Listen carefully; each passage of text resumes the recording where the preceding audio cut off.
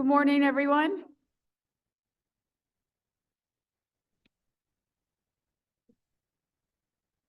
I would like to call this meeting to order at 10:06. Before we get into the full meeting agenda for the December 19, 2024 Chicago Plan Commission meeting, I want to quickly provide guidance for those who want to provide testimony on the cases presented for public hearing today. A few of you may have already submitted forms electronically, but for anyone else who may wish to testify before the Plan Commission, please fill out the sheets located on the table where you entered the room. Please include your full name, address, if you're for or against the proposal, and if you're here representing yourself or an organization. Please hand your sheets to one of the staff members. People who have completed forms will be called on after each item is presented. Thank you. Out of respect for other speakers, please limit your comments to 3 minutes. Please line up at the microphone behind me and to my left in the order I call your name, and please do not repeat comments that have been made by previous speakers. The public comment portion of the meeting is not a question and answer session of the staff or the applicant, but an opportunity for attendees to voice their opinions on a particular proposal. Out of respect for others, please do not interrupt or disrupt the speakers. Any individual who disrupts the presentation or any subsequent comment session may be asked to leave the council chambers, or if necessary, may be escorted out by security. We will now call the roll. Commissioner Barclay? Thank you. Commissioner Boatright? Thank you. Commissioner Brooks? Thank you. Commissioner Brumfield? Thank you. Commissioner Burnett? Not here yet. Commissioner Carney? Not here yet. Commissioner Castañeda? Thank you. Commissioner Dowell? Not here yet. Commissioner Escareño? Thank you. Commissioner Flores? Here. Let the record reflect, yes, Commissioner Burnett is here.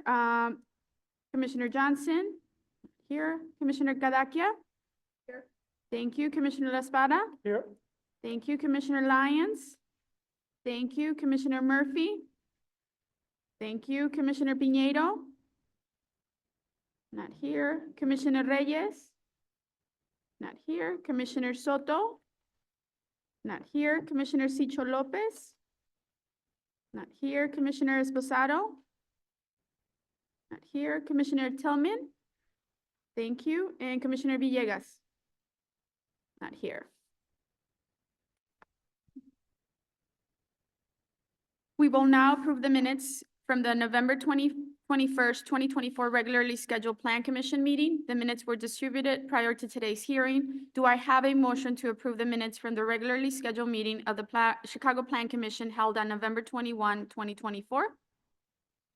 Thank you, by Commissioner Boatright. Do I have a second? Thank you. That was the whole back row. Commissioner Cadaquia, roll call vote. Commissioner Barclay? Thank you. Commissioner Boatright? Thank you. Commissioner Brooks? Thank you. Commissioner Brumfield? Thank you. Commissioner Burnett?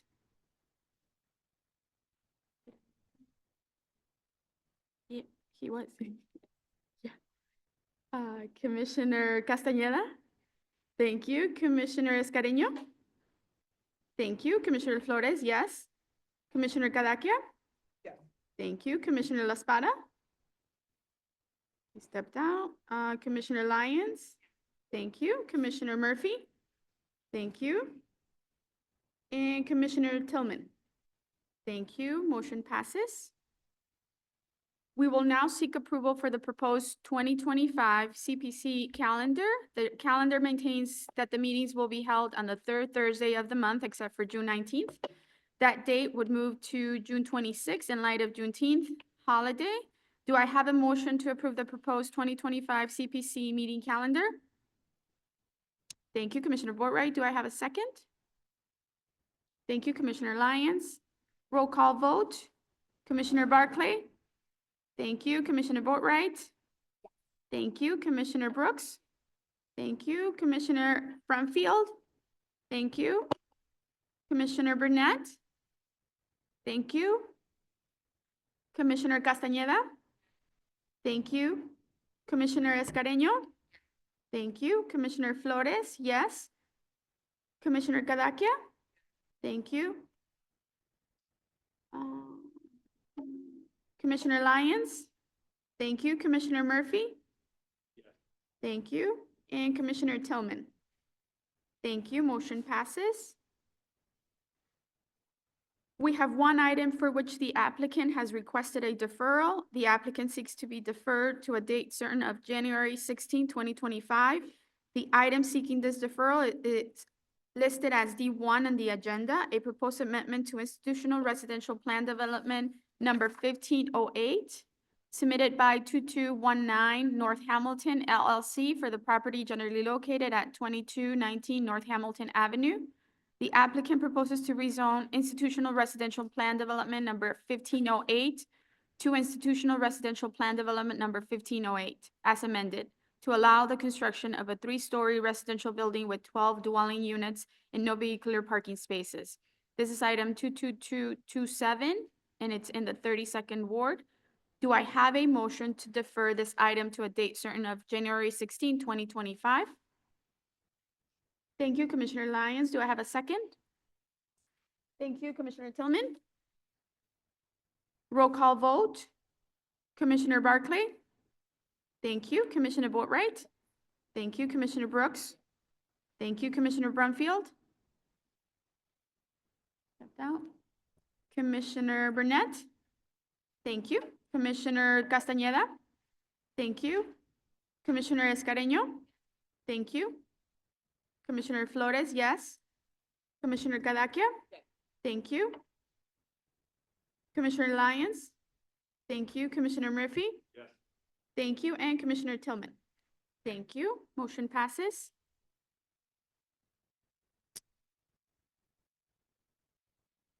We'll take public comments for the items on the agenda after each item has been presented. If you have not already done so and you wish to speak on an item, please complete the testimony slip available at the table just outside of the room.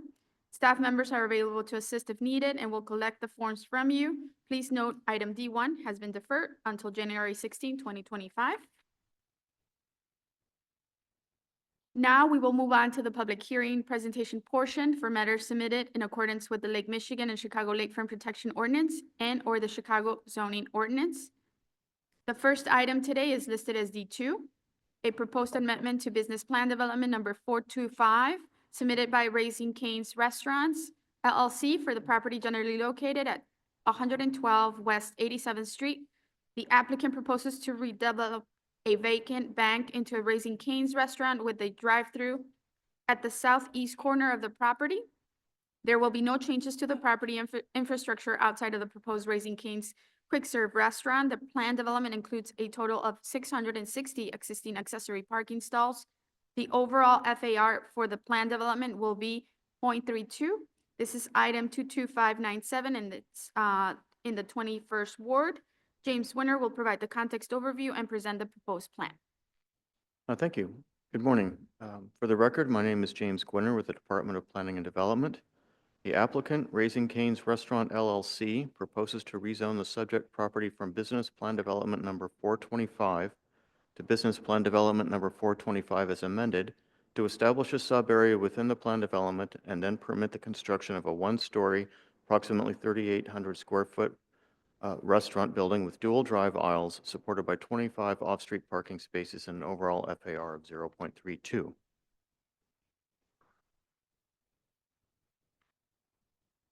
The subject site is located in the Chatham community area in Alderman Mosley's 21st ward. The area contains over 31,000 residents and over 15,000 households, and a median household income of over approximately $38,000. Existing land uses in the neighborhood include business, commercial, residential, and educational uses. This slide shows the breakdown of the land use in the Chatham community area, with approximately 36% dedicated to transportation and utilities, 28% for single-family residential, and 14% for multifamily residential. This slide shows the sub-area breakdown with the Raising Cane's site in sub-area B, shown in blue. Here's an aerial view showing the site's adjacency to the Dan Ryan Expressway, southbound I-94, at the northwest corner of South Lafayette Street and West 87th Street. This slide notes the site proximity to the 81st 87th Street CTA Red Line stop and stops for the CTA's number 87 and number 29 bus routes. Here we see that the area of PD 425 is bordered to the north, west, and south by other planned developments and separated by the Dan Ryan Expressway from areas zoned primarily as residential on the east.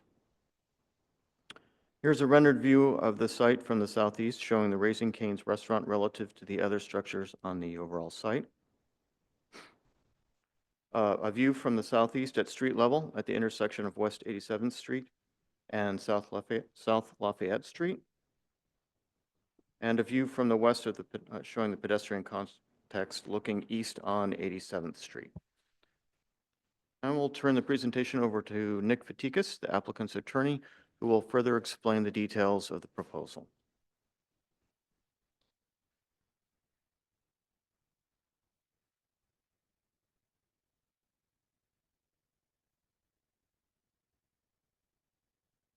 Good morning. My name is Tom Safransky. I'm a civil engineer with Kimley Horn.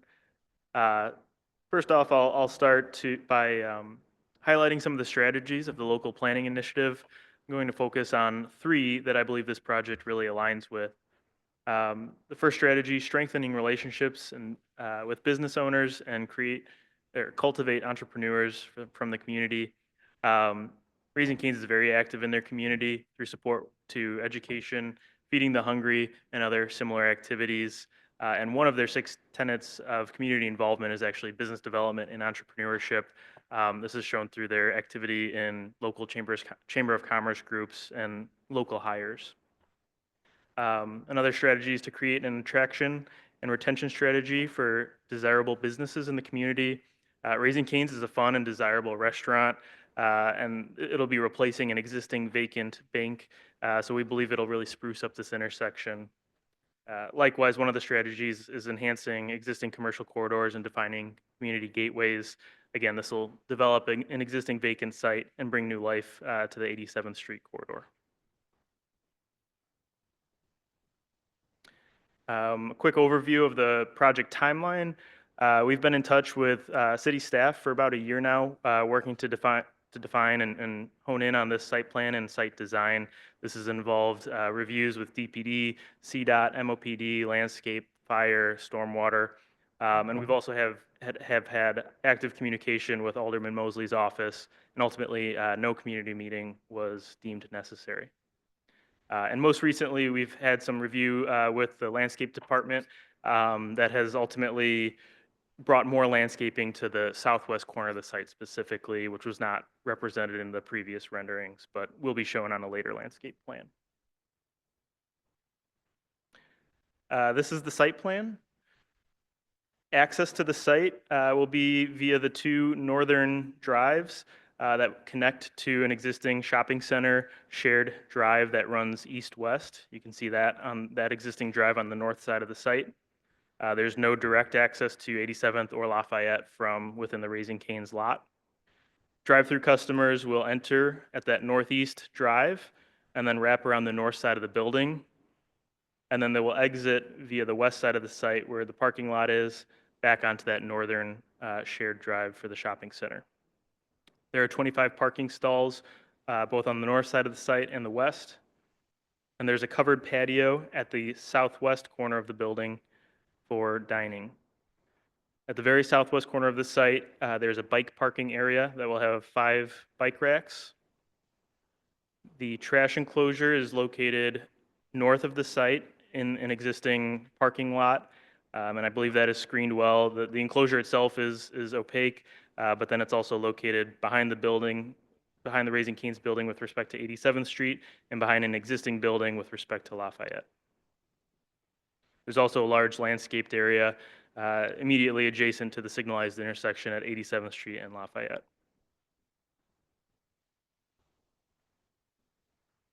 This is an overview of the building's floor plan. This is actually flipped 180 degrees from the previous slide, so north is down, and I'll work right to left. Right is the outdoor covered patio area with tables for dining.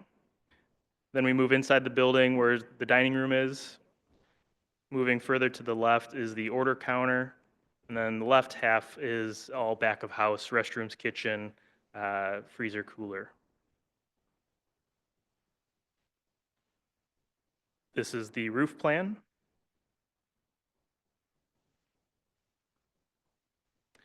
And these are the building elevations. On the top is the front or the west elevation. The bottom is the northern elevation along the drive-through. It's a one-story building, and this is consistent with the Raising Cane's branding that you might see at other sites. The maximum building height is 19 feet 10 inches, and there is variation, as you could see, in the height of the building, which provides some interest and depth to the building itself. And then we will touch on the building materials a little bit later. On the top of this slide is the eastern elevation, and on the bottom is the southern elevation that will be facing 87th Street.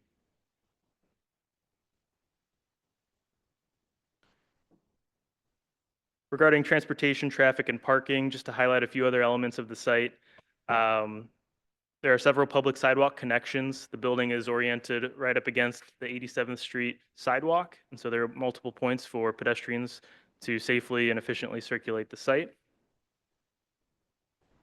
There's adequate bike and car parking, like I touched on earlier. And all sidewalk will be designed to be accessible based on MOPD requirements. And then lastly, the drive-through has been designed to optimize stacking space within the site. I will pass it over to Emma Albers. Good morning. My name is Emma Albers. I am a traffic engineer with Kimley Horn. A traffic study was completed for the proposed Raising Cane's restaurant. It has been through CDOT review. They had two minor comments, and we have incorporated those into the revised study. Generally speaking, this is a very complementary use to the overall PD and located within an existing shopping center. Anticipated traffic patterns are expected to be minimally impacted. With a fast food type of restaurant, over half of those trips going to this restaurant are actually passed by, meaning that they're already located on the existing roadway network. So the actual new trips generated is relatively low. Other items, as Tom mentioned, the drive-through has been maximized to accommodate the expected queuing. There were some questions on the site circulation.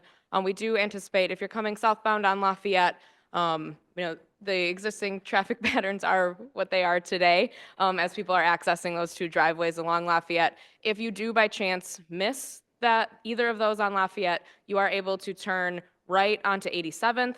You'll drive effectively past the site and then turn in to one of the access points on 87th Street. So there are really 4 driveways into this overall shopping center, and of which I would anticipate distributes the traffic accordingly.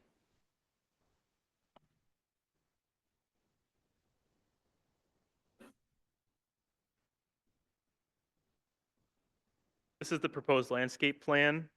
At the southeast corner, adjacent to the signalized intersection of 87th and Lafayette, you can see the large landscaped area.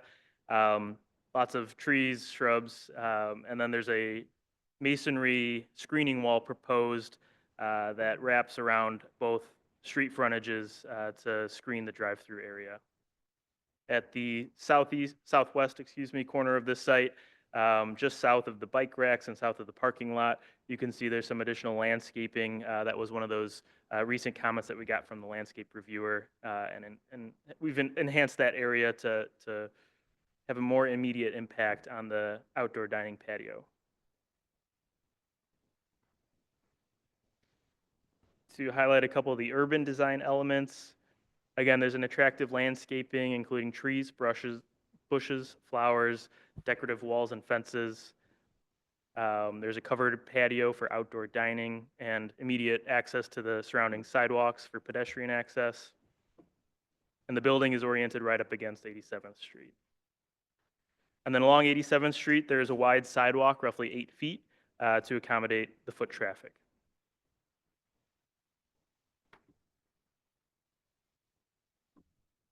Good morning. Sarah Holmes with Property Development for Raising Cane's. Here we're showing the building materials. As mentioned, Raising Cane's is proposing a 1-story building using a variety of materials comprising of EIFS, brick, to provide a contemporary architectural design. The building features numerous doors, windows, and articulation of elevation through the towers to create an interesting facade. Both the front and rear elevations feature a one, which is comprised of a reclaimed car hood material, and the rest of the building is outfitted in black iodinized metal accents.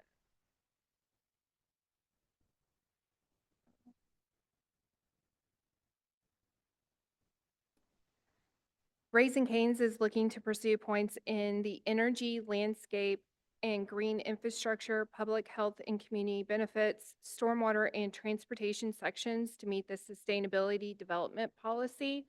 The proposed strategies are outlined in blue to achieve the 100 points that are necessary.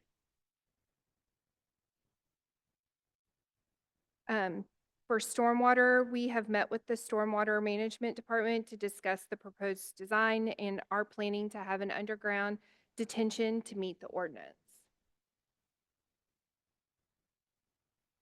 Raising Cane's also intends to meet the minority and women-owned business requirements that are outlined.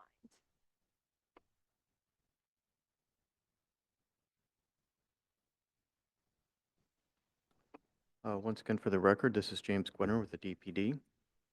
Department of Planning and Development has reviewed the materials submitted by the applicant and has concluded the proposal would be appropriate for the following reasons. The proposed development is in compliance with the PD standards and guidelines. It promotes economically beneficial development patterns that are compatible with the character of the existing neighborhood. It is designed to reinforce desirable urban features in the surrounding area. It ensures a level of amenities appropriate to the nature and scale of the project, and it promotes safe and efficient circulation of pedestrians, cyclists, and vehicles, and promotes transit, pedestrian, and bicycle use. Please refer to my staff report for further details on this project and the plans identified here today. Based on the foregoing, the zoning administrator recommends that the application for the establishment of the plan development and zoning map amendment be approved and forward to the City Council on zoning landmarks and building standards as such. Thank you. Thank you, James. We do have one speaker signed up to speak on this item, Mr. Butler Adams, who's for the proposal. Yes, my name is Butler Adams. I'm in favor of this proposal. It's not that big of a deal, but I kind of grew up around this area. I went to Jane A. Neal School, not that far from here at 85th in Michigan. So I saw this whole plaza get built like freaking 35 years ago. And it's a bit scary to see all these new changes, but I saw this get built. But one reason I wanted to come up here, I know that there's no Raising Cane's on the south side. So this is in addition to the to the area because there aren't any on the south side. Also, another reason I came up here is because soon the Plan Commission is going to be looking at the 95th Street corridor plan, and this is 87th Street. This is a great corridor to be looking at as well to expand between Vincennes and roughly Greenwood to the east. So I hope the city looks at that as well. That's mainly what I wanted to speak because I had 3 minutes to put that out there. So I'll see you all in a few minutes for 95th Street. Thanks. Thank you, Mr. Adams. Do the commissioners have any questions or comments of the staff or the applicant on this item?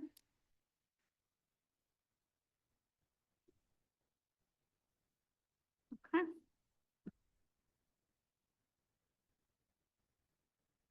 Then I will hand it over to Alderman Mosley to make a statement on this. Thank you so much and good morning to everyone. Excited to have this development. The previous business that was here has been closed for longer than I can remember. I think on average maybe 10 years, if I'm not misspeaking.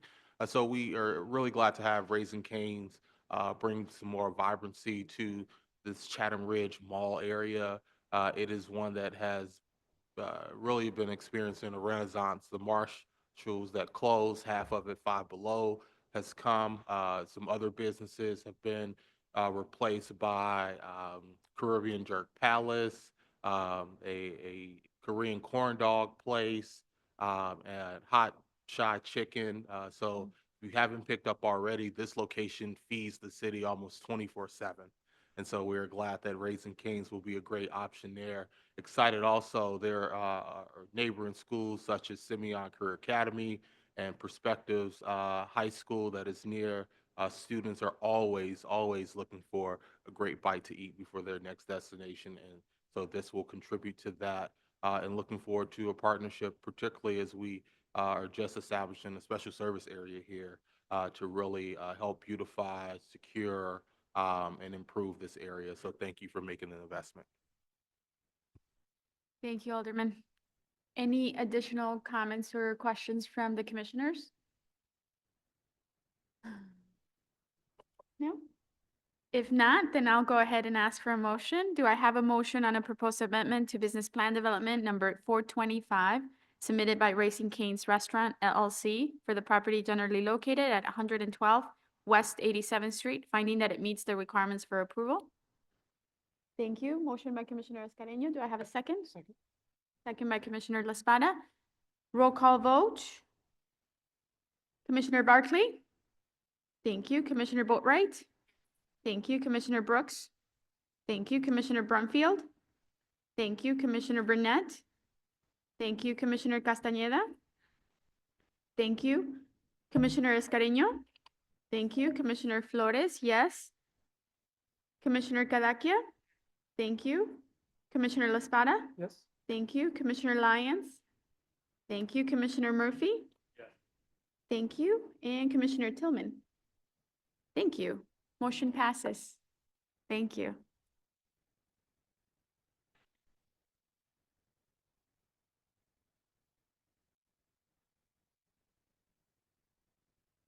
The next item today is listed as D3, a proposed zoning map amendment within the boundaries of the North Branch Industrial Corridor submitted by KJOS Properties LLC for the property generally located at 2144-56 North Clybourne Avenue.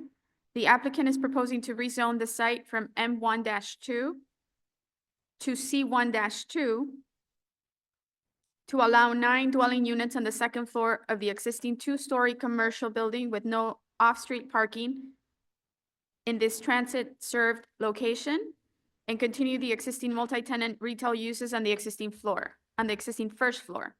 This is item 22569-T1, and this is located in the second ward. Yandi Wong will provide the context overview and present the proposed plan. Thank you, Chairwoman. Good morning. For the record, my name is Yangdi Wang, an urban designer with the Department of Planning and Development. This proposed development is generally located at 2144-56 North Clybourne Avenue, as is located within the Lincoln Park community area within the second ward. The applicant, KJOS Properties LLC, and their development team appear here today for the proposed Type 1 zoning map amendment in the North Branch Industrial Corridor. The proposed project is located in the Lincoln Park community area, which has a population of 69,099 and a median age of 31. This slide illustrates the site context plan. The site is approximately about 11,166 square feet and is bounded by North Clybourne Avenue to the northeast, North Southport Avenue to the west, a public alley to the south, and an existing building to the southeast. Now I will turn the presentation over to Mr. Paul Kopak and the applicant team to introduce the proposal.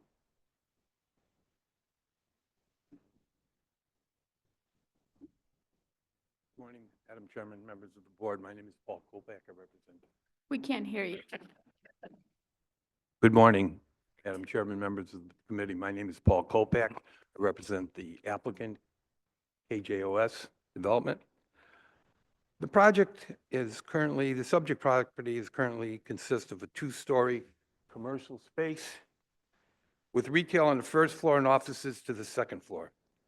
We are requesting a proposed Type 1 zoning change to that of a C1-2 to accommodate the conversion of the second floor office space into 9 dwelling units with 0 parking spaces. The first floor will remain as a commercial retail space as it currently is. There will be no change to the exterior or footprint of this property. There are 4 existing tenants on the second floor. We've had a number of conversations with the tenants about our petition, as well as my client owns other properties in the area, about plans if they would like to relocate to other properties that he owns. Those conversations are still ongoing. With the approval of the C1-2 zoning change, no parking spaces are required. to be added based on the subject's property status as a transit service location. Specifically, the property is approximately 1,640 feet from the metro station at Armitage and Ashland.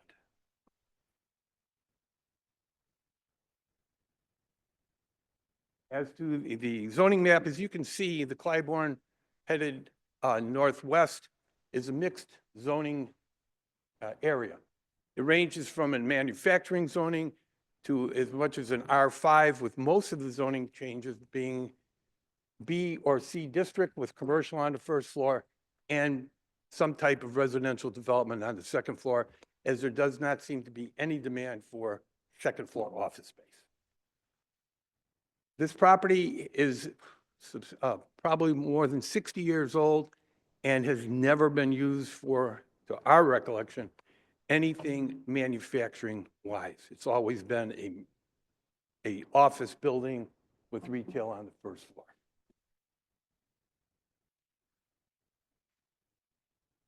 This will just be an aerial view of the property. As you can see, it's on the corner. Shows that in the area, we're retaining the two-story height, so it should not impede the streetscape of the area.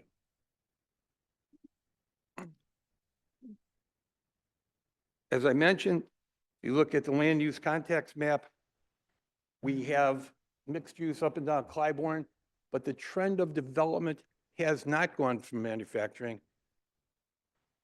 This building would have to be torn down and starting all over, and we don't see manufacturing coming back to this area of Clybourne.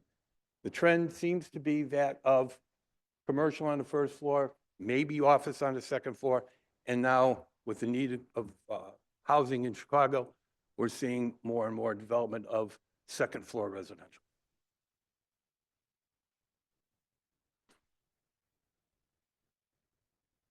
In the planning context, the planning goals in the North Branch Framework Plan to maintain the corridor as an economic engine and vital job center. We believe that having people come in, live there, they'll utilize the restaurants, they'll utilize other amenities in the area, as opposed to pretty much vacant second floor office and utilization.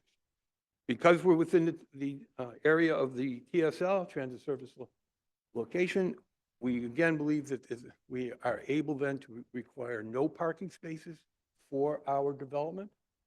We do not believe that's the case. This area seems to be an area that's serviced by not only the transportation, but also a lot of the tenants in that area are bikes, Ubers, et cetera. And based on the code, we should be able to comply with the zero parking area. Property is unique in that we're just rehabbing the interior second floor of the building. We're not changing the footprint. We're not changing any of the, except for a couple windows on the second floor, which we had a conversation with MOPD, and they indicated that we should change a couple windows to make it more accessible for those tenants. And we are implementing those in our plan.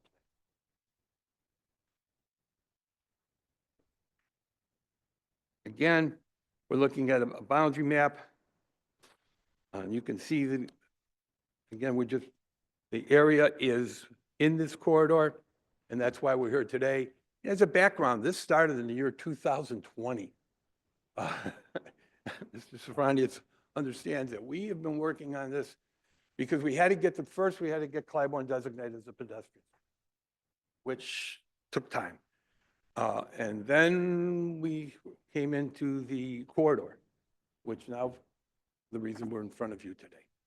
We have met a number of times with the Southport Neighborhood Association. We've gotten their input. We've had a number of community meetings.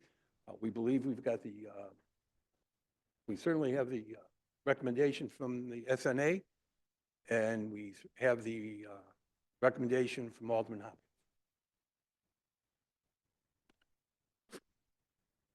This is a view from North Clybourne, again, showing the fact that this whole building is basically 2 stories. We're not changing it. We're not changing the facade. The first floor will stay the same. So again, there should be no impact that would drastically change this development. As a timeline, we filed this with the Plan Commission on October 9th. As I mentioned, we've had a number of meetings starting back in 2020. Once the pedestrian street was designated, we then had more meetings with SNA, and we believe, again, we have the approval.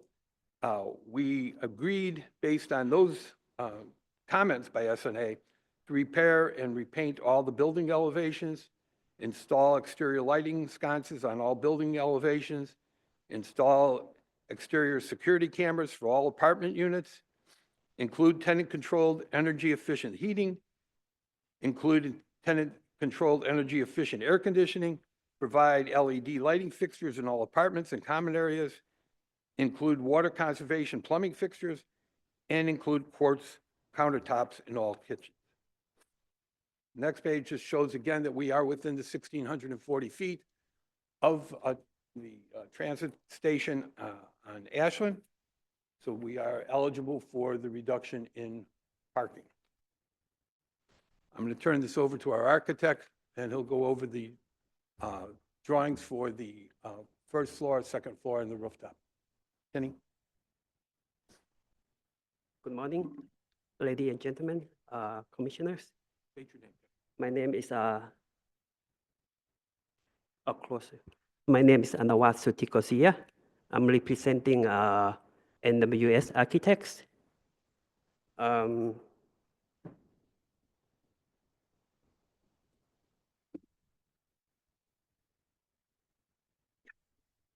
As you can see, the site plan, everything is existing. Only we are doing on the south port, we remove the existing driveway and we do reconstruction, the sidewalk, and we add 5 total of parkway trees. Also, we add bike racks to provide people who might have to come into the buildings. Also, everything else on the site plan stay as is. We will repair and everything to comply with the City of Chicago and landscape code required. And for the second floor, first floor, everything stay as is, as all the retail stores stay the same. And nothing else change.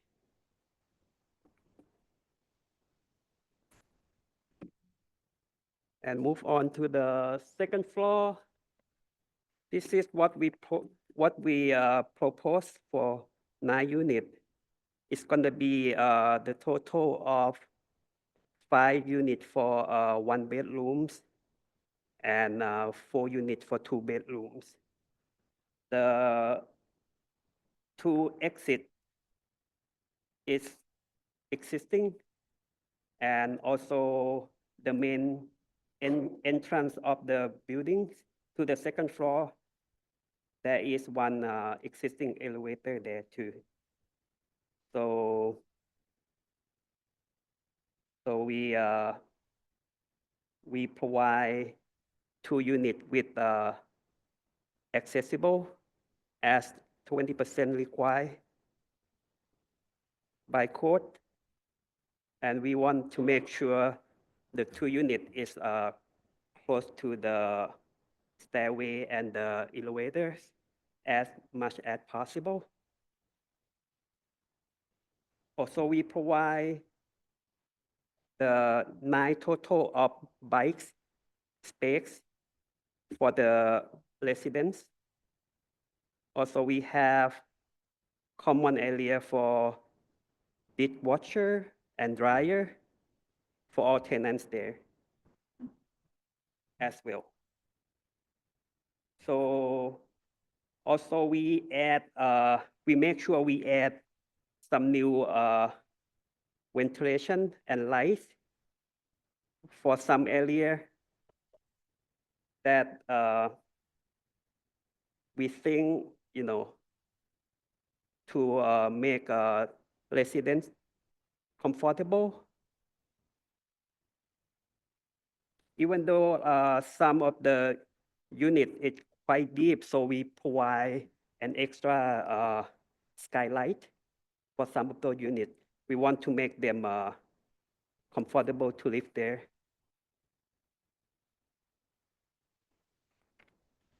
And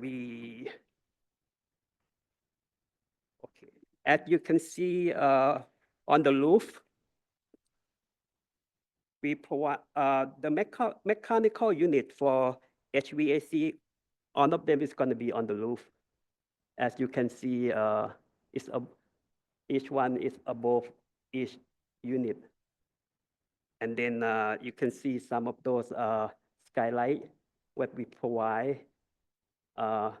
Some of them is going to be on the corridor, which is make people, can see when they walk into the stairway. And then also we provide some of the skylight. I'm not sure it's shown on there, but it's going to be skylight on some of those units as well. Yeah. And for the elevations, okay, as you can see, the top one, which is pretty much as is, we only add, if you can see the yellow band, that's gonna be the new siding, which is gonna make a building look much better than today. Also on the bottom elevation, which is that gonna be on the southport side, which is you can see we have 5 Parkway 3, 25 feet apart. Also, we have 2 bike racks, which we provide for people who come in contact to someone in the building or in the business retails. One of them close to the corner of Southport and Claiborne, and then the other one close to the main entrance to the second floor.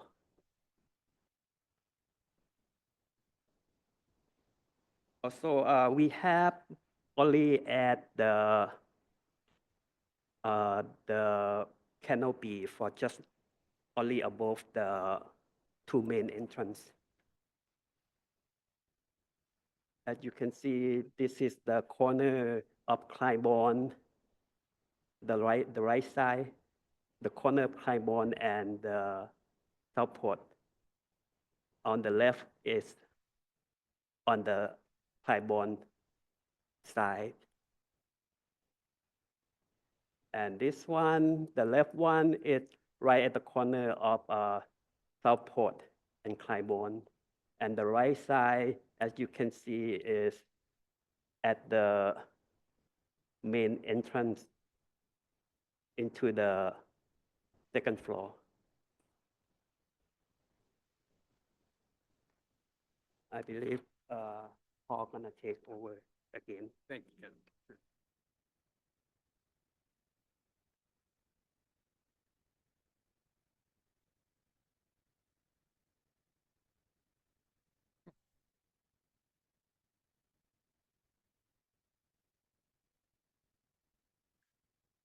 As for the public benefits, as we've spoken about before, we believe that second floor office space is not useful anymore. People are not renting them out. We believe the city of Chicago certainly needs housing. And that's why we decided to come up, not only economically because the second floor was not being rented, but we could create some dwelling units in the area. The fact that we can do all of our construction within the building, so there'll be a very minimal impact on the residents during the time of construction. As we mentioned before, we'll now have people coming in there, living there. We'll be able to spend some money and some time with the local restaurants, local bars. We believe that there'll be approximately 50 construction jobs. This should take, assuming we get through our zoning and get our permits, we're probably out someplace in delivery mid-2025 at the best. And we think that this will be a better curb appeal for the area.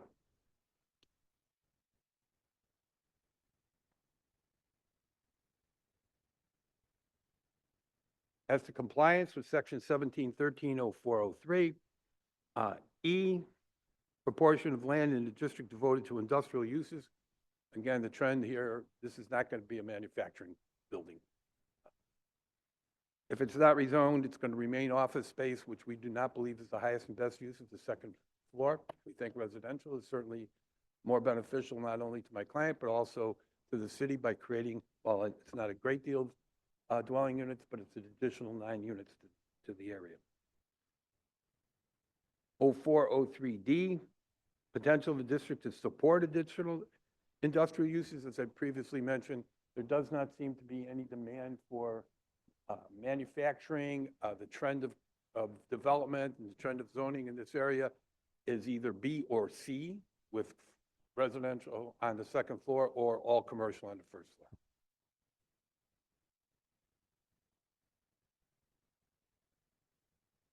For the record again, my name is Yang Wang with the Department of Planning and Development. DPD has reviewed the project materials submitted by the applicant, and DPD has concluded that this proposal is appropriate for this site and supports the development for the following reasons. First, the proposal will not adversely affect the continued industrial viability of the North Branch Industrial Corridor. Second, the proposed use is consistent with other developments in the area and is compatible with the other developments adjacent to the site. Third, the requested C1-2 zoning is compatible with the surrounding zoning districts. Please refer to my staff report for further details regarding this project and the plans identified here today. Based on the foregoing, it's the recommendation of the zoning administrator that the application for an industrial zoning map amendment in the North Branch Industrial Corridor be approved and forwarded to the City Council Committee on Zoning, Landmarks, and Building Standards as such. DPD staff and the representatives from the applicant team are here to answer any questions. Thank you. Thank you, Yang Di. Do the commissioners have any questions of the staff for the applicant on this item? Commissioner La Spada? Thank you so much. So I appreciate the project. Certainly, we do need missing middle housing in this area and all across the city, especially this being a PD. It's because of the location that it's in, adjacent within the PMD. I did have 2 questions related to the project. A small question and then a slightly less small question. Could you go to the first floor layout? There was a color-coded first floor. What is the area that we see shaded in green here? Sorry, could you, What is the area that we see shaded in green? Kenny, the area in green? I cannot hear anything you're I saying. believe it's the common area for the first floor building. Okay, course. all right. I hear it. It's not green space. That's all right. Here, here's where I was going with that. I was curious why place the bike parking on the second floor of the building rather than the first floor of the building. As, like, if I was one of your tenants, I would want that to feel like a very useful amenity. When you're toting your bike up 2 flights of stairs and trying to get in multiple doors, the amenity starts to feel less useful. And I was curious if you could speak to the intention with the second floor placement. Kenny, the question is, why do we have the bike spaces on the second floor? Isn't there a place that we could put them on the first floor with some type of safety so that the bikes don't get stolen? Can you address that to the Alderman, that question? Kenny, please. From what we see, the first to access to the first floor common area is kind of difficult from the resident above to get into. So we think the building already got the elevator, which is big enough to put the bike into the second floor. That's what we came up with that idea. I see it. I mean, you know you're building later, and I know this has gone through myriad meetings, and I know I'm a Johnny-come-lately to this particular project. I look at the top left corner of that green space, and while you're taking down walls, feels like a very ideal space for people to be putting their bikes. If the commissioner prefer to do that, we can change. I'm just one guy. And I'm not going to change my vote one way or another. This is just, We don't want like in the public stairway, like people get in and out, somehow, like in that wall. oh, because that's where your stairs are. Yeah, we All have right. we have to see like the space, how much space do we have to provide any access into that common space too. So we can do a more investigation if is it possible to do so.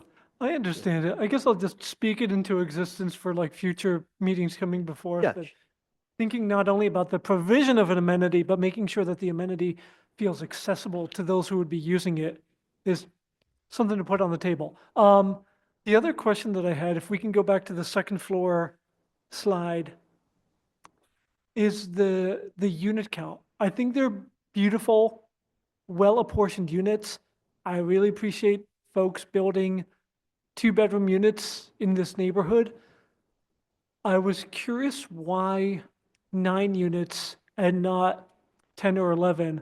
I will not speak for the intentions of everyone, but frequently in my ward, 9 units can feel like Understand? 10 units, we have to provide 20% affordable. Why not do 9 units instead? Can you talk me through the intentions with yeah. I'll do my best. The hardship here, the difficulty here is this is not a rectangle or a square. It's an odd-shaped property. Over the years of this development, we actually started off at 8 units. And we came back with, and to your point, we wanted to make sure we had enough 2-bedrooms. And we went from 8 and we squeezed in 9. And my understanding with conversations with the architects, unless we then take the unit, reduce the amount of 2-bedrooms to like 1, and we just felt that we're better off with 2 bedrooms. Couples come in, people are working from home, they want a little more space. That was our intention. I appreciate it. I appreciate the clarity around the intention. I will say if the developer has interest in providing affordability down the line when the project is being built, you're still above the threshold for taking advantage of the assessor's program that trades property tax relief for affordability. In particular, I think there's a lot of argument for this to be designated as a low affordability area that then further gives further property tax benefits. But I just wanted to make sure that it was on the table for you and your client. And we understand it, and thank you very much, Alderman. But again, when we look at this plan, and it's just taken so many changes over time, that to get that 10th unit in. Oh, I get that. I'm saying that without even changing your unit count. Count. Any property that's 7 units or above can still participate in the assessor's affordability project. So like, take 10 units off the table. If at some point you're thinking, hey, all of those folks working downstairs from these units probably could use an affordable one upstairs, that's a means of making that provision. We're happy to look into that. I appreciate it. Thank you. Thank you. Thank you, Alderman. Any other questions or comments from the commissioners? Commissioner Tillman? I think it's, providing generous units, in an area is definitely to be commendable. I would wonder if, I think that some of the units may have a bit of challenges, even, access to light. I understand that you are providing some additional windows on a portion. But even to look at, some of the kitchens, the orientation of living rooms to how the residents would be entering the space, I think there's some challenges to the units that will probably also assist the development in being viable. So I would just check some of those things, the size of the kitchens, those layouts, especially within those accessible units. There's quite a bit of space. Also, just wondering, speaking of amenities, the laundry rooms, or the laundry room, these are very large units. Is there a reason why the units don't have laundry inside of the units versus this larger, Penny, the question Space. is, and yeah, those are comments. question is it possible to put washers and dryers in certainly some of the larger units? Please. I believe we can do that, but at this point, we just provide just the common area for everyone, But for the big unit, we haven't gone into that depth in design yet for the construction. So I'm sure we can put one in, yeah. Okay, thank you. I would just, as you're going through, I guess, your next iteration, I would look at some of those things because especially for the size of units, the amenity within the living space is going to be critical. You already have some challenges with entering the building, with getting up to the second floor. So considering, the experience that the resident is going to have, I think is going to be crucial to being able to, lease the units. We can do that, yeah. Thank you. Thank you for that comment. Any other comments? Commissioner Brumfield? Commissioner Tillman basically said, a lot of the thoughts that I had. I guess the concluding statement that I would make is, in spirit and in use, I think a number of us, maybe I should just speak for myself, are in support of this project. But we really would encourage you and the architect to really go back, building on Commissioner Tillman's comments, and really rethink, a number of the units and the floor plate as well. Commissioner Laspada said it as well. It is a challenge. We appreciate the explanation, but it is a challenge to provide a great amenity, which is going to be critical here, like a bike room, and have it on the second level. So, again, in spirit, I personally support this effort, but really would encourage you to, you and the architect to go back and rethink most of the floor plate. And we're seeing, and I say that for the health and the benefit of the project as well. If you think about this, you're in a very competitive market, in a very competitive location for a rental product. And one thing we want to make sure is that you're providing a viable product that's going to go beyond that initial 12-month lease. So you want those tenants to stay or extend their lease, and certainly you don't want the word getting out in this competitive market that your units are challenged. Thank you very much for your comments. We will take them. Thank you. Any other questions or comments from the commissioners? Commissioner Brooks? Echo the comments that were already shared, certainly agree and support with what Commissioner Brumfield said.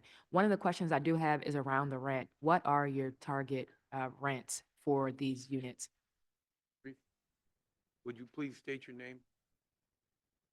Sharif Akori, You're the applicant? I am. So the rents, I do have rental properties in the neighborhood, and for like a 1-bedroom, they range between 1,800 to 2,200, and then for a 2-bedroom, between 24 to 28. And that's what I expect to get here. Okay. Any other questions or comments from the commissioners? Commissioner Boatright? restate the timing to start the project? I think you said mid-2025, but can you? That would be, well, after this, so we get your support. Mhm. Now we're going to the zoning committee on zoning. We would be, by the time it came to ordinance, it would probably be April, May. If we got to receive the Alright. ordinance. Mhm. And then permitting, so we're probably starting construction sometime in the third quarter of 2025. And the good thing is we're able to stay in the building so we can work a lot faster. Right. And we should be able to hopefully have completion and occupancy, I'm going to guess in the first quarter of 26. Okay, thank you. Well, Any other questions or comments from the commissioners? Okay, if not, I do know that somebody from Alderman Hopkins' office is here to speak on the item.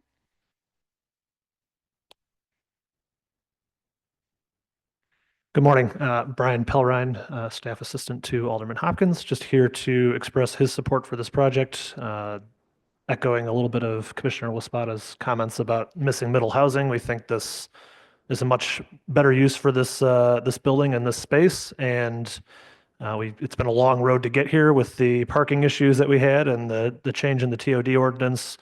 We're happy to see this finally moving forward, so Alderman Hopkins has given his full support. Thank you. Thank you, Brian. Any last minute questions or comments from the commissioners before I ask for a motion? Not seeing any. Do I have a motion on a proposed zoning amendment within the boundaries of the North Branch Industrial Corridor submitted by KJOS Properties LLC for the property generally located at 2144 through 56 North Clybourne Avenue, finding that it meets the requirements for approval? Thank you. Commissioner Burnett, do I have a second? Thank you. Second by Commissioner Boatright. Roll call vote. Commissioner Barclay? Thank you. Commissioner Boatright? Thank you. Commissioner Brooks? Thank you. Commissioner Brumfield? Thank you. Commissioner Burnett? Thank you. Commissioner Carney? Thank you. Commissioner Castañeda? Thank you. Commissioner Escareño? Thank you. Commissioner Flores? Yes. Commissioner Cadaquia? Thank you. Commissioner La Espada? Yes. Thank you. Commissioner Lyons? Thank you. Commissioner Murphy? Yes. Thank you. And Commissioner Tillman? Thank you. Did I miss anybody? Okay, motion passes. Thank you. thank you for your time, your consideration. Appreciate Thank you. it. Congratulations. Everybody be well and safe and have a good year. Thank you. You Healthy. too.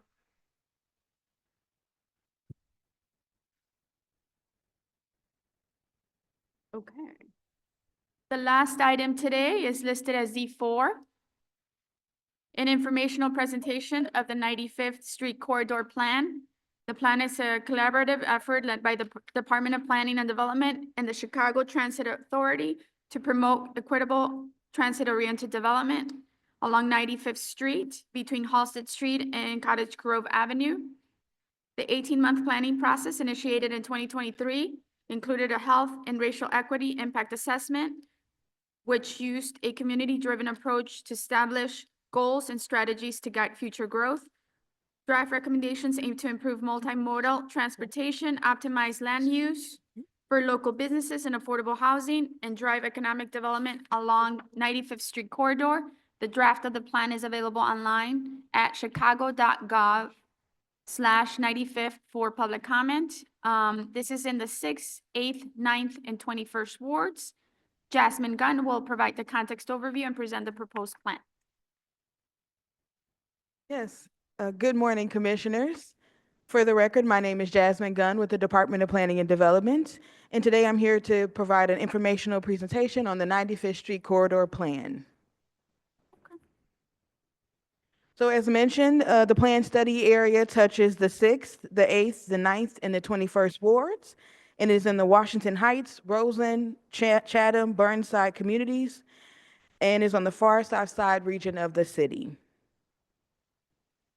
So the 95th Street Corridor Plan did open for public comment actually on November 15th, and we had a public house on November 16th.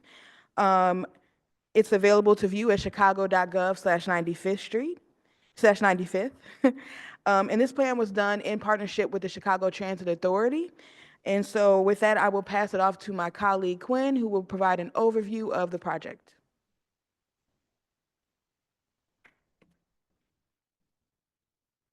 Good morning, everyone, commissioners and everyone. Happy holidays. For the record, my name is Quinn Casal with the Chicago Transit Authority. I have served as CTA's project manager for the 95th Street Corridor Plan. We believe this plan has been a successful collaboration between CTA, DPD, and our community partners, and I'm very excited to share a little bit more about it with you.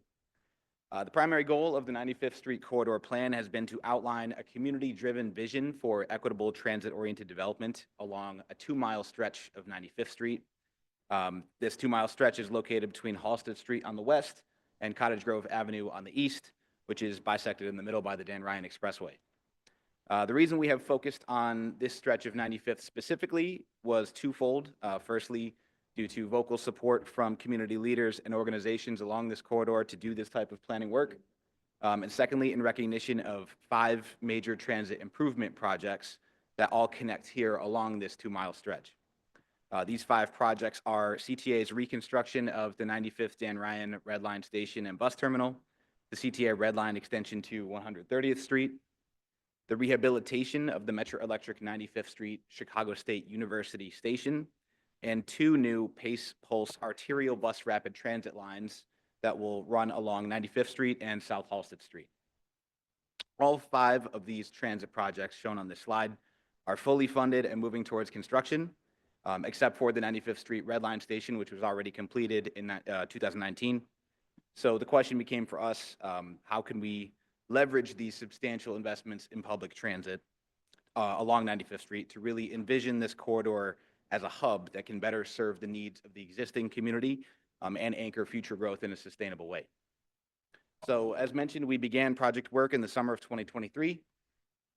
While this is a comprehensive plan that touches many facets of life in the community, that as Jasmine will detail in a few minutes, we're showing here on this timeline what were sort of the main phases of the planning process.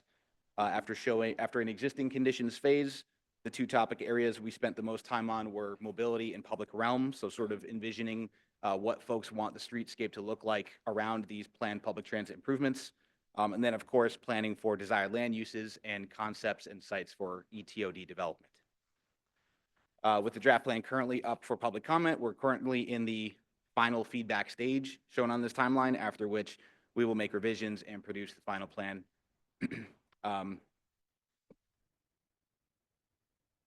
Now, to back up for just a minute, it's been very important for us to clarify at the beginning of each of our major public meetings exactly what equitable transit-oriented development is and what planning with this approach seeks to create. At a base level, it's the belief that every Chicagoan should be able to live in a healthy, walkable, and vibrant community while connected to transit. We're talking about developments near train stations and major bus lines, which can promote a healthy and sustainable lifestyle by welcoming a mix of land uses that allow residents to meet as many of their daily needs as possible without needing to own and pay for a personal car. So whether that's going to work, school, shopping, entertainment, appointments, we're looking to centralize all of that in a sustainable community. But for it to be equitable TOD, the development must be intentionally planned to avoid displacement and to center the needs of those that currently live in the community. Although development without displacement is a common tagline that's been sort of an overarching theme of our approach. As I mentioned before, our intention was always for this plan to be community-led. The project team utilized a wide variety of strategies to ensure it was a community-led process and to capture feedback that is reflective of the community's voice. That process began with our lead community partners, the Andaleo Institute and the Far South Community Development Corporation, who led the creation of our Community Advisory Group, or CAG. The CAG consists of 16 local leaders that have deep ties to the community and were willing to step up to play a major role in shaping the content of the plan. CAG has met regularly during our planning process to review its progress, provide critical feedback, and to generate ideas for planned content ahead of it being shared with the public. The CAG is actually a subcommittee of a larger communal body called the 95th Street Community Table, which is coordinated by the Andaleo Institute.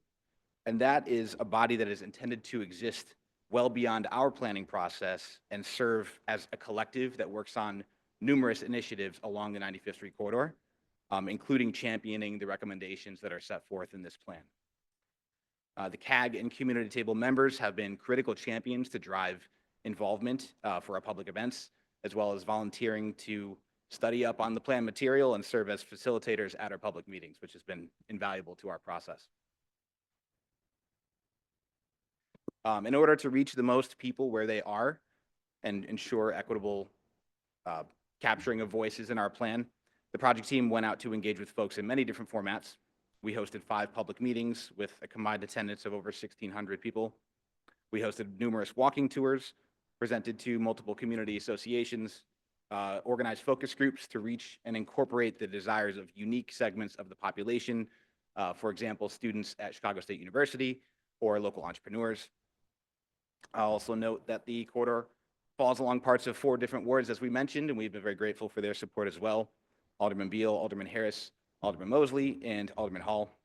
We're fortunate to have their support, and their offices were a regular presence at our public events. I will now welcome Jasmine back up to speak to an innovative approach that the project team used to center community voices in the plan's recommendations, as well as give some insight into the contents of the plan. Bottom line, CTA is proud to be helping lead the charge when it comes to supporting ETOD across the city, and I'm looking forward to your feedback. Thank you. Thank you, Quinn. Again, for the record, my name is Jasmine Gunn with the Department of Planning and Development. And I just wanted to give a brief overview of the content of the plan to just sort of guide people through how to read and navigate the document itself. So one of the main or unique features about this plan, which is the first time we've done it with the Department of Planning for a corridor study, is a health and racial equity impact assessment. It's a mouthful. But essentially, it's a tool to really analyze the impacts on a community for a proposed strategy or development. Oftentimes we say, oh, we want new businesses, we want new housing, but what is the impacts on the community? What are the benefits that you can see? What are the potential harms that need to be mitigated? So this process really had a health and analysis structure throughout the entire process. And the structure of the plan is really formulated through these 6 focus areas or social determinants of health, and they're empowered community voices, environment, equitable development, community wealth building, mobility and safety, and health and wellness. So these were the 6 focus areas of social determinants of health that sort of structured the plan.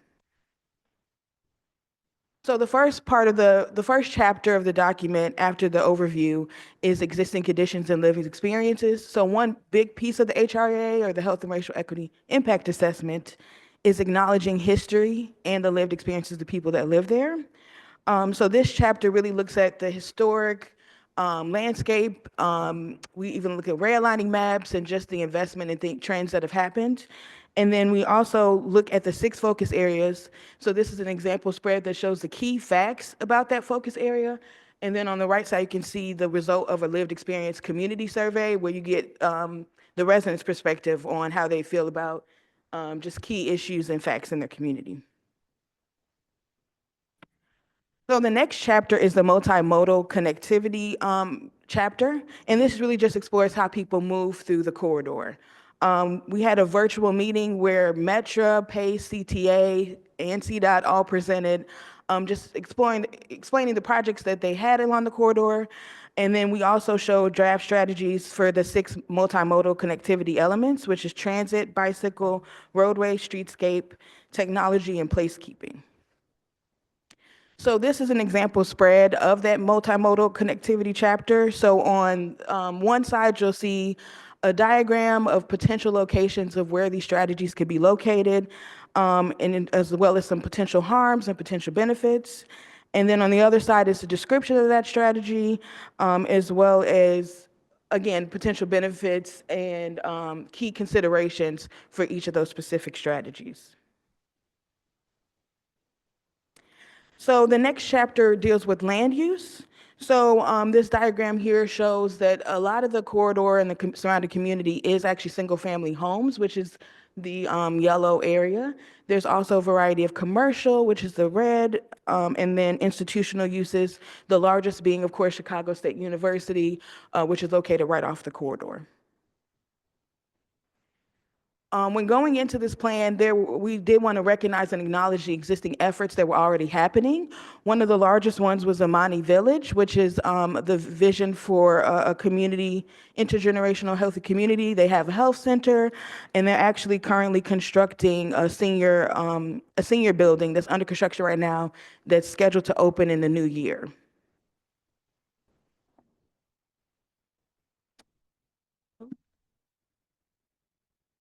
Oh, it skipped over. Oh, I'm sorry. The order's a little switched up. Sorry. Another existing effort or planning that we wanted to acknowledge is Chicago State University. They completed a plan for their 95th Street frontage, and it was actually the start of this plan. This generated the start of this larger study. And they're looking at adding new dorms because they have a shortage of student housing, as well as new businesses and retail and economic activity as well. So the main framework for the development strategy is to, one, preserve the existing housing and businesses and infrastructure that's there. Two, develop the vacant land. And three, identify catalysts or opportunity sites to drive investment in the area. And the selection of these catalyst sites were through three main criteria. One, based on community feedback and interest. So where people at community meetings really wanted to see something happen. Two was it had to be vacant or have no existing plans. So as I mentioned, Chicago State and Amani Village are towards the eastern half. So a lot of our catalyst sites are on the western half and towards the middle. And then the size and potential for community impact. So this diagram here just shows the long-term vision of investment along the corridor. And the 4 catalyst sites that we identified have the potential for $145 million worth of investment, 62,000 over 62,000 of new retail, as well as generating over 100,000 new transit trips, which really, the idea is to really support transit and vice versa. So in the plan, an example of what the catalyst site looks like is there was 3 scenarios of what development could look like at the site, and then they'll show what the preferred concept is, as well as key considerations, again, through the lens of those 6 focus areas. There's also the site plan and a annotated rendering of different elements of the preferred concept. So with all 4 sites together, you can really just see a new vision for the 95th Street corridor where there is new economic activity, housing, and businesses to really leverage and support all of the transit infrastructure that's going in the area. And then the last chapter is the implementation guide. And this is a guide that gives actionable steps to really move the recommended strategies forward. And as the rest of the plan, this is structured in the 6 focus areas. So we list the 6 focus areas and the key goals. And then when you're reading this section, the spreads here they'll show the key goals and then key action items needed to reach those goals.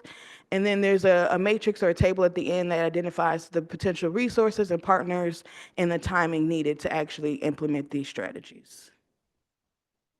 So for next steps, as I mentioned, the plan is open for public comment now. It's at chicago.gov/95th. The idea is to keep the plan open until January 17th. And then we will return to Plan Commission in February for recommended adoption. And with that, I'll just open it up for questions. Thank you. Thank you, Jasmine. We do have 2 speakers signed up to speak on this item. Mr. Hubert Morgan, good to see you, and Mr. Butler Adams. If you want to go up to the mic.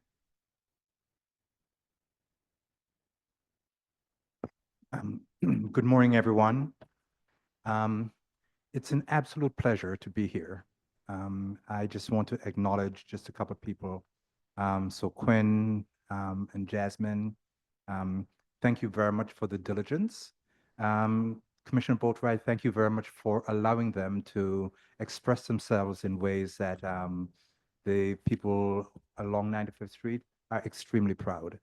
Alderman Mosley, I thank you too, because oftentimes it's your office that helped us to be able to get people out. I'd just like to say just a personal thing. I have lived on the eastern side of the corridor since 1988. I never imagined that as a professional planner, so my most recent work has been with CMAP, long-range planning. I never imagined that I would have the opportunity to be able to help shape the neighborhood in which I lived. So for that, thank you very much.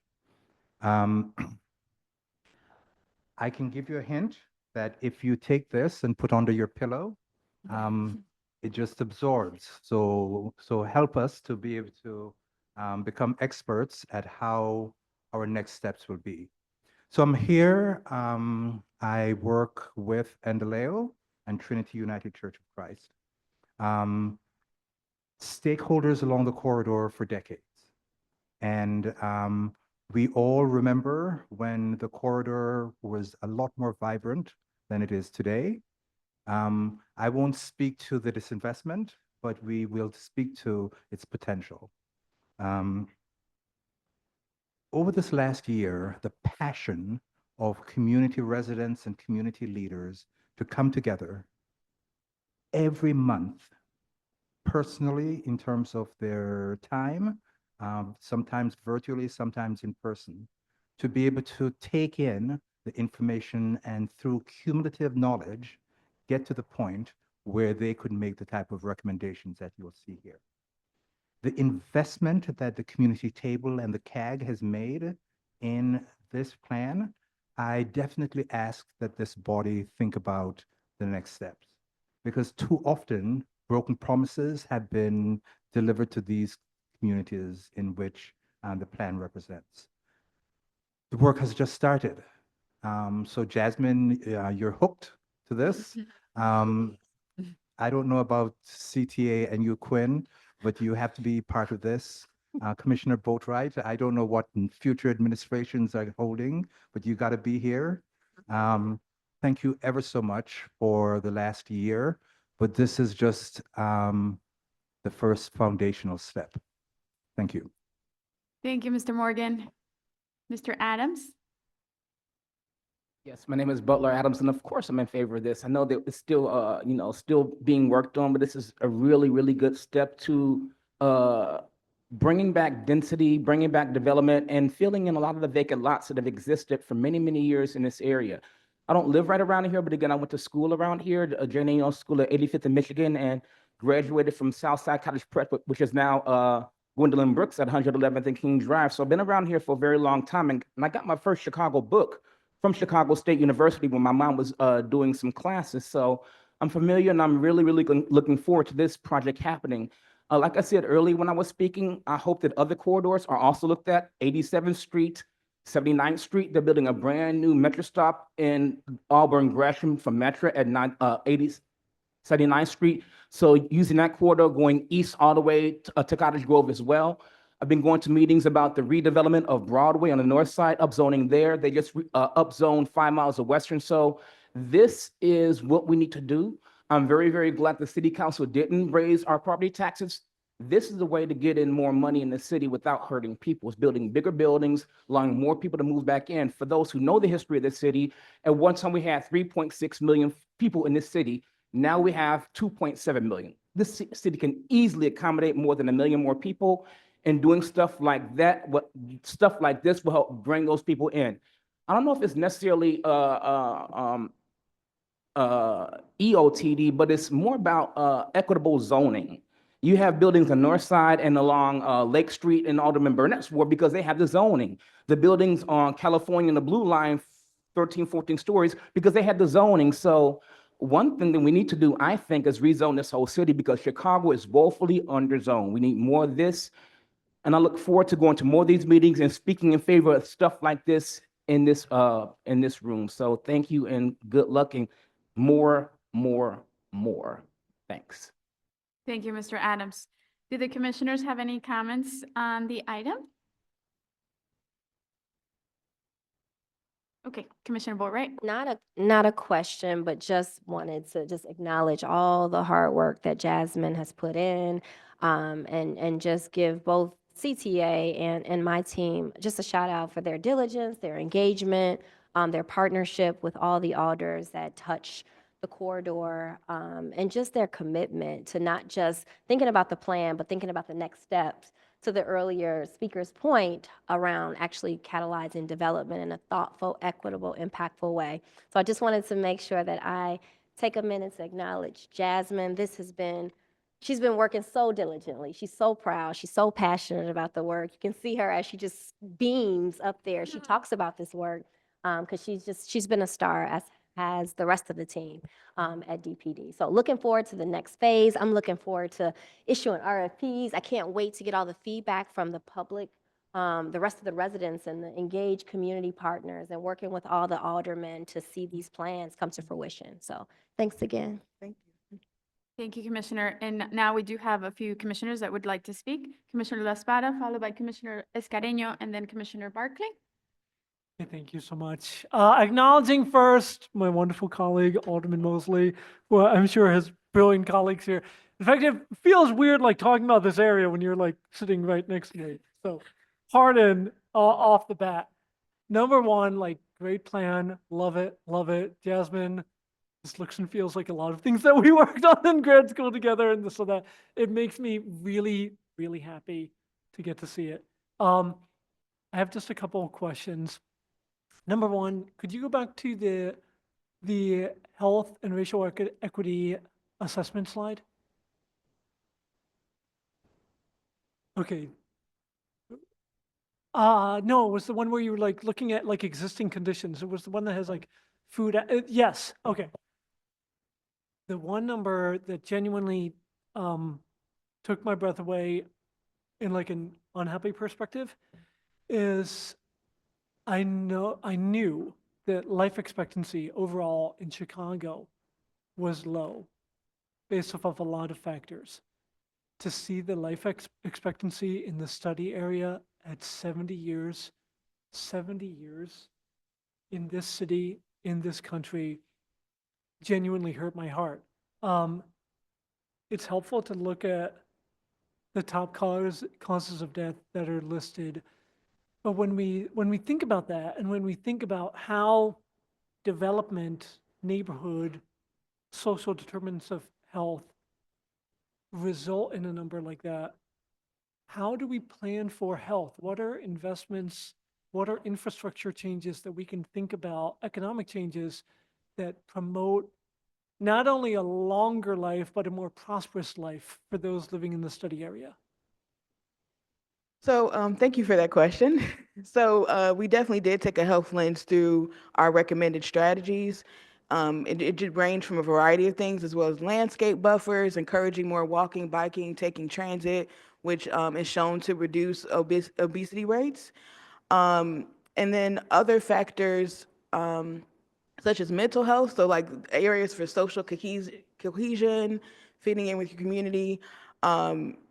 There's just a variety of factors where health was always integrated into our strategies.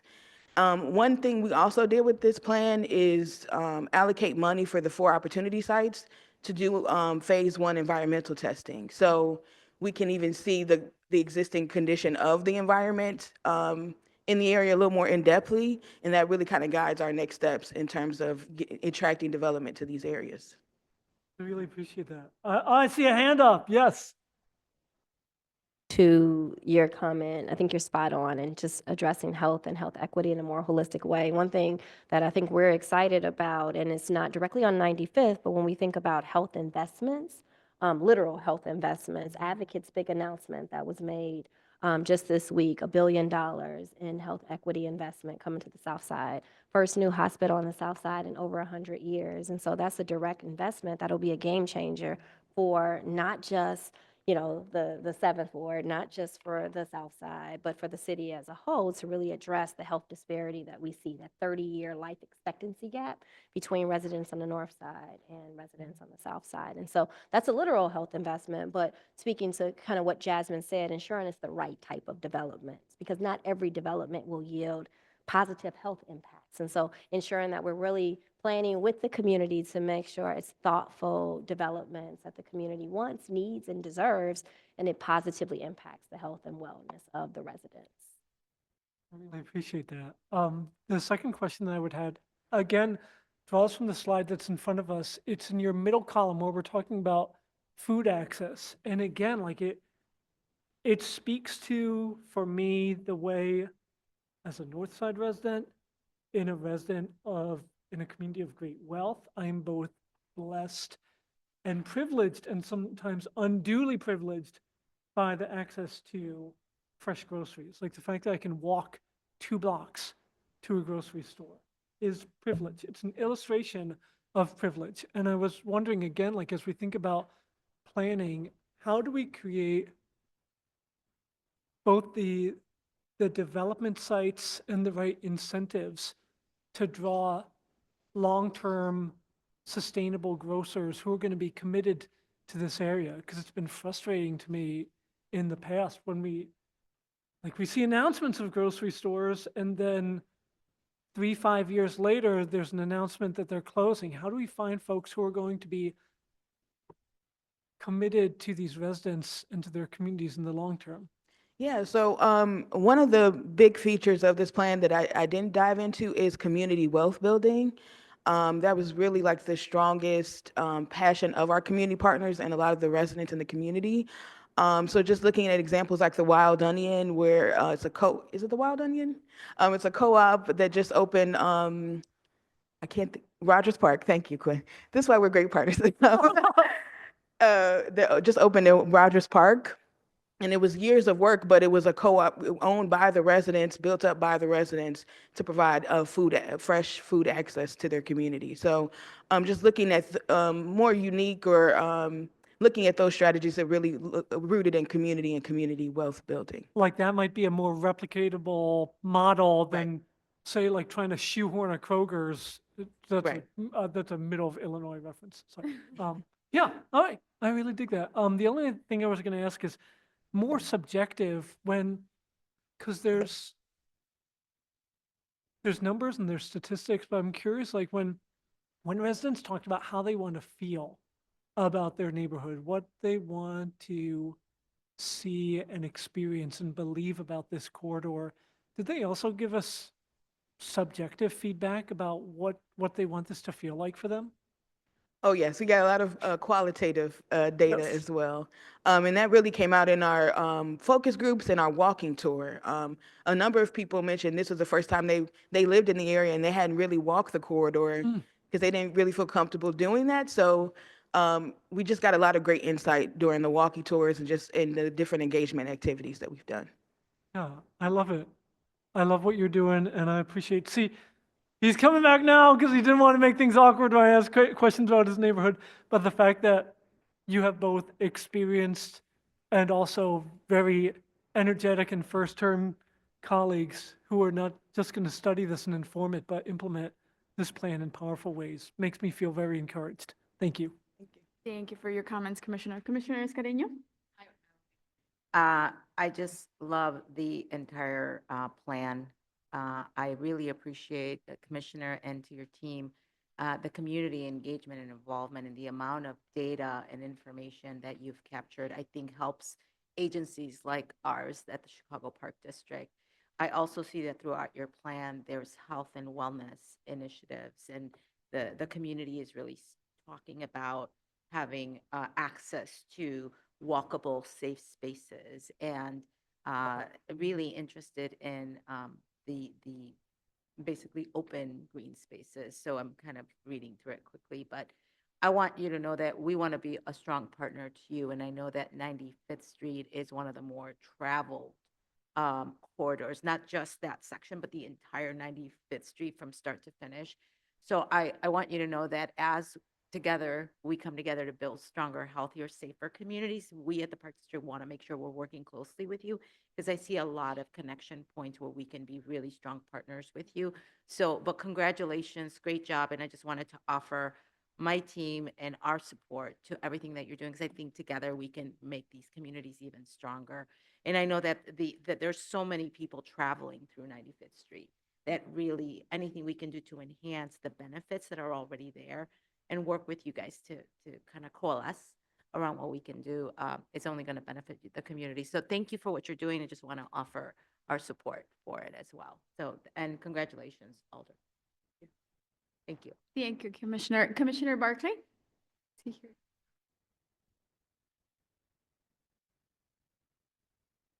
CTA and DPD for all the hard work. This reflects how much effort was put into this process and making it an engaging and valuable process for the community. As the CTA team knows, we are definitely interested in expanding our efforts in the area of equitable transit development, particularly in historically underserved communities. We find this to be a way of basically enabling those communities to become stronger. And my colleagues at the board of CTA support that as well.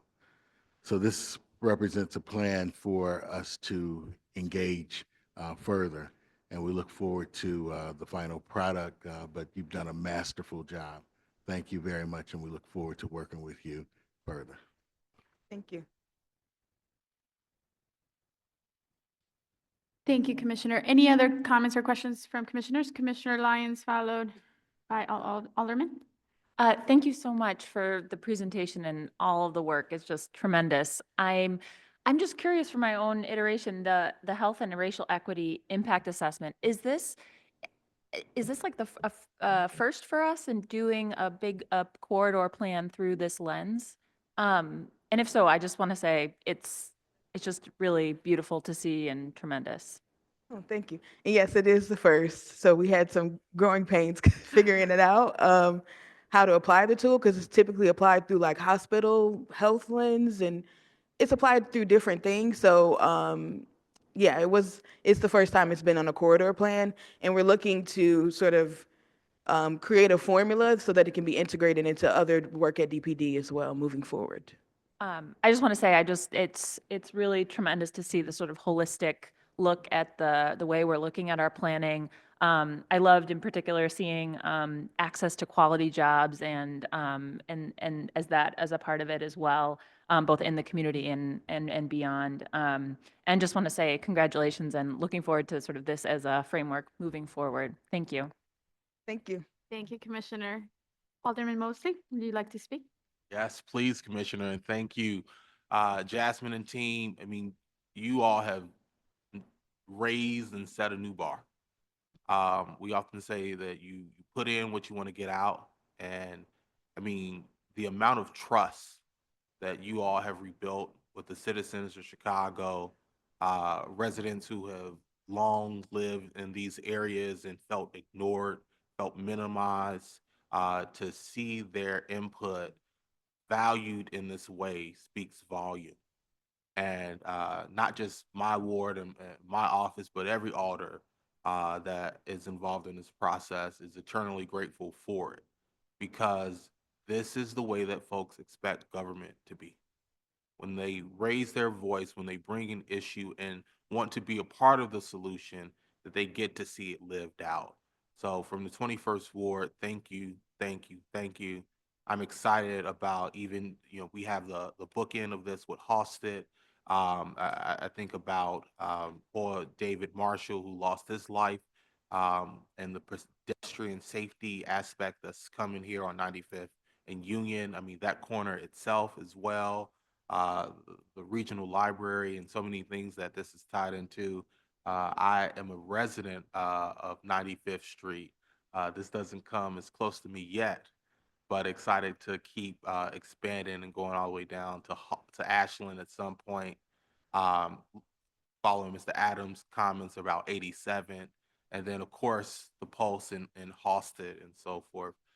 This really plants a seed that will bloom and I mean, a tree that's going to forever bear a lot of good fruit. So thank you for doing this work, for building trust, and for really showing up and seeing residents. Thank you. Thank you. Thank you, Alderman. Any other comments from commissioners or anybody else from the staff of the Alderman's office? I'll just mention, I don't know if Jasmine mentioned, but we do have support from all four aldermen. They were unable to be here today, but except for Alderman Mosley, we thank him for coming. Okay, well, this was an informational session, so there's no vote required. But again, we're all very excited to see this come to fruition, so thank you. Thank you, guys. And then I'll just hand it over to Commissioner Boatright to make some final statements to wrap up the year before we adjourn. Sure. So I just wanted to thank all the plan commissioners for you all's just dedication, commitment, just thorough questions. I wanted to just do a brief snapshot of what we've done just this year so you guys know where we are. And I don't have a slide. I'll just kind of talk through just really briefly. So in the last 12 months, we've heard 58 items. Of those 58 items, 39 of the items have been PDs. Total project cost, $11 billion. So we've heard and approved $11 billion of new projects that have added to our pipeline that will be coming online very soon. These projects will lead to approximately $66.5 million in NOF bonus payments that will then go into communities for more development opportunities, and approximately $9.2 million in industrial corridor conversion fee dollars. As a result of these projects, $37,000 estimated in construction jobs, 1,700 estimated in permanent jobs from these projects, 9,616 units of housing, and of those 9,600 units of housing, approximately 1,900 are ARO units. And so I just wanted to, again, thank you all for your diligence, for your hard work. I know some of our plan commission meetings run hours and hours. Some are really short and concise, but I just wanted to express my appreciation, my team's appreciation. I want to give my DPD staff a huge shout out, the planners, the zoning team, NOAA for shepherding these projects through and to Plan Commission, and all the auditors that sit and speak so eloquently and really highlight the important components that we need to be reminded of as we think about approving these projects for Plan Commission. So thank you so much. This has been an amazing year for our PDs, for just development in general, and I'm excited to break ground and see a lot more cranes in the sky and development throughout our communities in a far more equitable way. So I'll pass it back to our Thank chair. you, and thank you for being our leader. And go look at our new website. We revamped the department, through the department, our team, we revamped the Plan Commission website to clear up some of the craziness that was happening with the agenda. So go look at it, give us feedback on it. Thank you, Noah. Okay, well, this concludes this month's meeting of the Chicago Plan Commission. Do I have a motion to adjourn? Thank you, Commissioner Boatright. Do I have a second? Thank you, Commissioner Brooks. We will do a roll call vote for this. Whoever's left. Barclay? Thank you, Boatright. Thank you, Brooks. Thank you, Brumfield. Thank you, Burnett. Thank you, Castañeda. Thank you, Escareño. Thank you, Flores, yes. Cadaquia. Thank you, La Espada. Yes. Thank you, Lyons. Thank you, Murphy. Thank you, and Tillman. Thank you. Thank you all for sticking around. This month's meeting of the Chicago Plan Commission is now adjourned at 11:50. Thank you. Happy holidays. Thank you. Thank you.